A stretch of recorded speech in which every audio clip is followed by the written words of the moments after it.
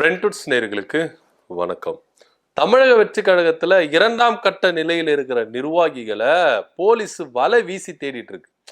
இதுல புஷி ஆனந்த் ஒரு பக்கம் போய் எங்க போய் ஓடி ஒளிஞ்சிருக்கிறாரு தெரியல. அவரை தேடுறதுக்காகவே மூன்று தனிப்படை அமைப்புகள் அமைத்து என்ன பண்றாங்க, தேடிட்டு வராங்க. நிர்மல்குமாருக்கு சம்மன் மேல சம்மன் அனுப்பிட்டே இருக்கிறாங்க.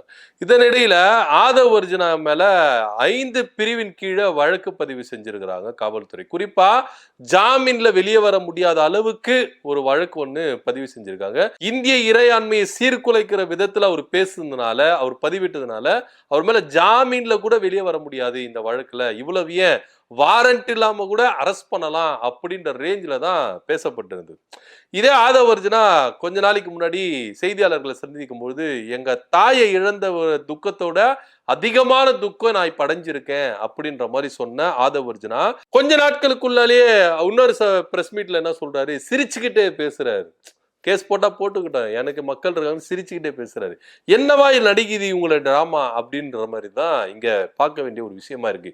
இதனிடையில விரைவில் ஆதவ் அர்ஜுனா கைது செய்யப்படுவாரு அப்படின்னு பேசப்பட்ட ஒரு சூழ்நிலையில ஆதவ் அர்ஜுனா வீட்டுல போலீசார் குவிக்கப்பட்ட ஒரு நிலையில அதிரடியா என்ன பண்ணிருக்காரு, தனியார் விமானம் மூலியமா டெல்லிக்கு அவசரமா பயணிச்சிருக்கிறாரு ஆதவ் அர்ஜுனா. எதுக்காக சார் நீங்க டெல்லிக்கு போனீங்க அப்படின்னு பார்த்தா, பிசினஸ் விஷயமா நான் போனேன் அப்படின்னு சொல்றாரு. ஆனா இது முழுக்க தவறான ஒரு தகவல் அப்படின்ற மாதிரி தான் இங்க பார்க்கப்படுது. டெல்லிக்கு ஆதவ் அர்ஜுனா அவசரமா போறதுக்கான காரணம் என்ன அப்படின்னு பாத்தீங்கன்னா, அங்க அமித்ஷாவை சந்திக்கிறதுக்கான வாய்ப்புகள் அதிகமா இருக்குது அப்படின்னு தான் பேசப்பட்டது.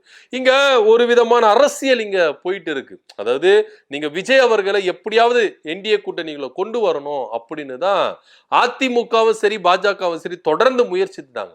ஆனா இங்க அதுக்கு ஒரு சாத்தியமான சூழ்நிலையே இல்ல அப்படின்னு சொல்ல போனலாம். ஏன்னா இவ்வளவுக்கும் அதிமுகவை கடுமையா விமர்சிச்சாரு விஜய் அவர்கள், பாஜகவை அதிகமா விமர்சிச்சாரு விஜய் அவர்கள்.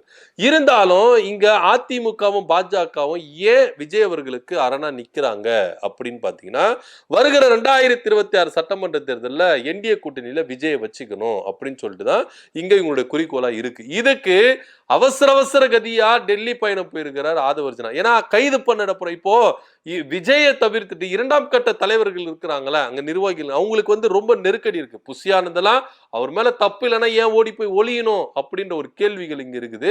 ஆதவ் அர்ஜுனா பதற்றமான சூழல், அவர் பேர் மேல 5 பிரிவின் மேல கேஸ் போட்டிருக்காங்க.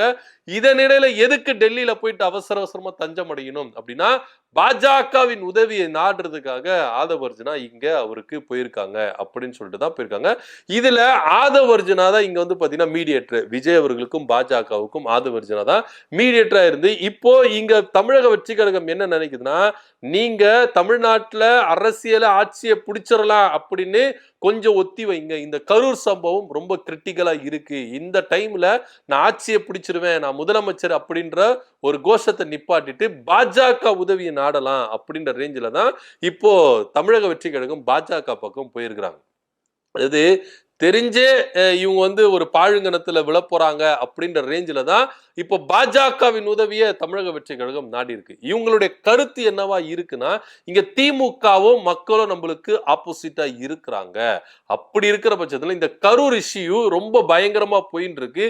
இதனால நம்மளுக்கு ஒரு பின்னடைவு தான் ஏற்படும், நம்ம ஜெயிக்க முடியாது அப்படின்ற பட்சத்துல பாஜக உதவி நாடி நம்ம என்டிஏ கூட்டணி வச்சோம்னா கணிசமான இடங்களை நம்ம பெறுவதற்கு வாய்ப்பு இருக்கு. அதே மாதிரி கூட்டாட்சி தத்துவத்தை இங்க நம்ம நடைமுறைப்படுத்திடலாம் அப்படின்ற ரேஞ்சில தான் இங்க பார்க்கப்படுது. இங்க ஒரு விஷயத்தை மாத்திரம் நம்ம உன்னிப்பா கவனிக்கணும். அதிமுகவுக்கு கூட்டணி ஆட்சி அப்படின்ற ஒரு விஷயத்துல முரண்பாடுகள் இருந்தாலும் பாஜகவும் கூட்டணி ஆட்சி தான் இங்க விரும்புறாங்க. விஜய் அவர்கள் கொடுத்த அதிரடியான ஒரு அறிவிப்பு என்னன்னா, இங்க பாத்தீங்கன்னா கூட்டணி ஆட்சி நடைபெறும், ஆட்சியிலும் அதிகாரத்திலும் பங்கு கொடுப்போம் அப்படின்ற ஒரு விஷயத்தை இங்க முன்வைக்கிறாரு விஜய் அவர்கள். இங்க நீங்க அதிமுகவை எடுத்துட்டீங்கன்னா கூட்டணி ஆட்சி அப்படின்ற ஒரு விஷயத்துல முரண்படுறாங்க.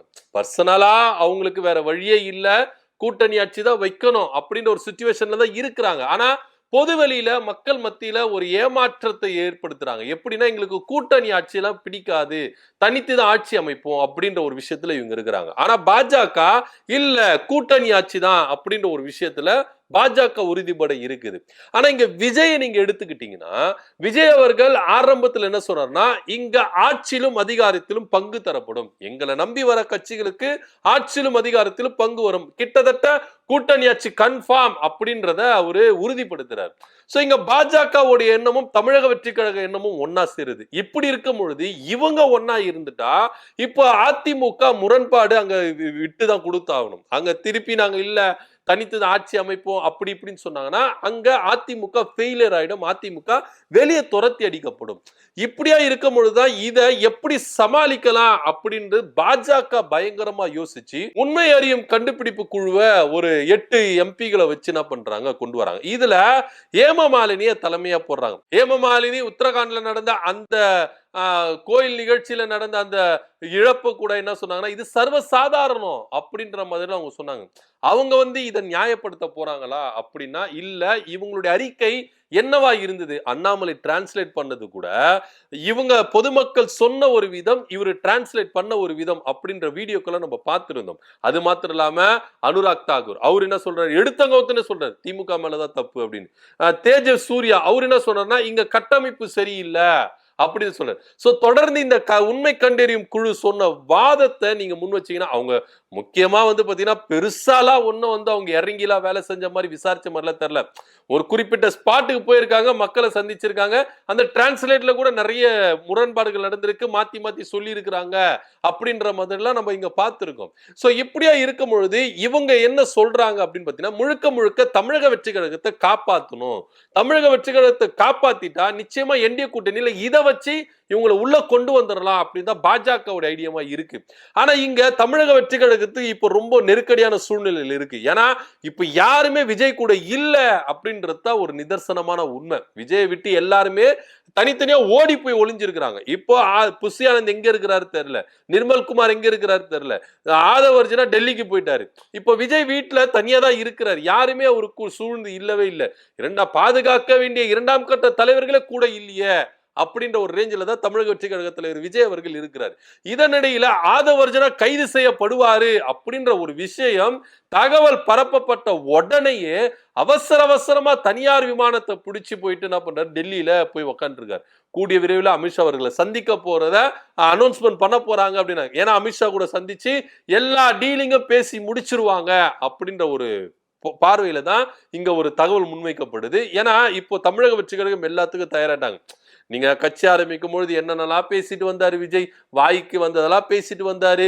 எங்களுக்கு தேசிய லெவல்ல மோடி எதிரி, தமிழ்நாட்டு லெவல்ல முதல்வர் ஸ்டாலின் எதிரி, அப்படி இப்படிலாம் பேசிட்டு வந்தாரு. ஆனா இப்ப வேற வழியே இல்ல, பாஜக கூட போய் தஞ்சமாகிற ஒரு வழியில தான் நிக்கிறாரு. இதற்கான வேலைகளை ஆதவ் அர்ஜுனா சூப்பரா கதகச்சிதமா என்ன பண்றாரு, நடத்திட்டு இருக்காரு. அந்த ஒரு காரணத்துக்காக தான் ஆதவ் அர்ஜுனா டெல்லிக்கு போயிருக்கிறாரு. இப்போ ஆதவ் அர்ஜுனா தன்னை காப்பாத்திக்கணும். இந்த 5 பிரிவு கீழே வழக்கு போட்டிருக்கிறாங்க, இதுக்கு எங்களுக்கு ஒரு பாதுகாப்பு வேணும் அப்படின்ற அடைக்கலத்தை தான் டெல்லிக்கு போயிருக்கிறாரு. அமித்ஷா சந்திக்க போறாரு. அடுத்தபடியா என்டிஏ கூட்டணியில விஜய் உள்ள கொண்டு வர்றதுக்கான பேச்சுவார்த்தைகள் வேலைகளிலும் ஆதவ் அர்ஜுனா போயிருக்கிறாரு. இந்த விஷயத்துல கரூர் இஷ்யூல எங்களை காப்பாத்துங்க, திமுக எங்களை கார்னர் பண்றாங்க, திமுக எங்களை போக்கஸ் பண்ணிட்டாங்க, கிட்ட நெருங்கி வந்துட்டாங்க. திமுக நெருங்கி வரவே அவசியமே கிடையாது. நடந்த சம்பவங்கள் எல்லாமே உண்மைக்கு மாறான பொய்களை நீங்க சொன்னது எல்லாமே உங்களுக்கு ஆப்போசிட்டா திரும்பிடுச்சு. மக்களே உங்களுக்கு ஆப்போசிட்டா திரும்பினதுனாலதான் இன்னைக்கு என்ன பண்ணணும் ஏது பண்ணணும் தெரியாம இன்னைக்கு பாஜக கடை அடைக்கலம் போயிருக்காரு. அதிமுகவை எந்த அளவுக்கு விமர்சிச்சீங்க, நான் அடிமையார கட்சி இல்ல, நான் பாஜக கிட்ட போய் சேர்ற கட்சி கிடையாது அப்படி இப்படின்னு சொன்னேன். இன்னைக்கு விஜய் அவர்களுக்கு நேர்ந்த கதி என்னன்னா பாஜக விட்டா வேற வழி இல்லை அப்படின்ற ரேஞ்சில தான் இன்னைக்கு போயிருக்கிறாங்க.